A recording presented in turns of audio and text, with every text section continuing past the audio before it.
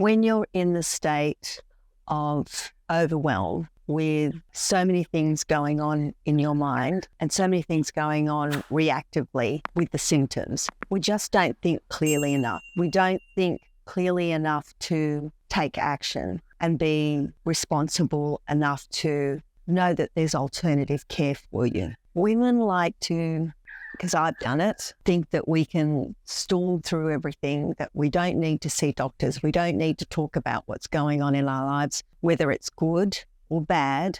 Especially bad, we don't like to talk about the vulnerability that we're under, because we all like to know that we're stoic and we get through things and we can manage the family, we can manage work, we can get through everything. Then this happens, and then time happens when we do need to pause, menopause, in our lives to reflect, well, it's time. There's no getting around it. We're going through it, but we do it sometimes silently. And we do it silently because we don't want people to know what's happening with our lives, because for so many years, people have been relying on us to be the person that they go to for help, the person that is always there for us. But we're now going through a change, and the change can be not so hard as what we make it to be. We don't need it to take over our lives. So I just want to say to you, there is help. And if you don't find anyone to talk about it, or if there's really some reason why you don't want to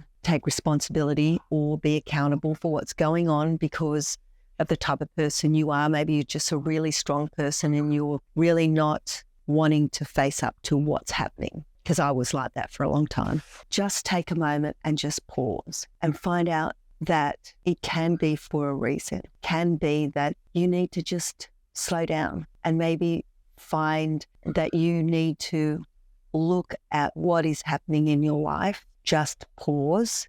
And if it's the reactions that you're getting from the symptoms, like the no sleep, like the emotional ups and downs, like you are eating for no apparent reason, why you're getting cravings, why you're drinking more, just pause. And then I want you to just think about what you can do naturally. If you had a conversation with someone and they were to ask you, what brings you joy? What brings you happiness? What really ignites a spark in your life that you want to be, do, have, and you just can't see that at the moment? Maybe it's time for you to have that thought and not think about what is eating you up, what's taking over you.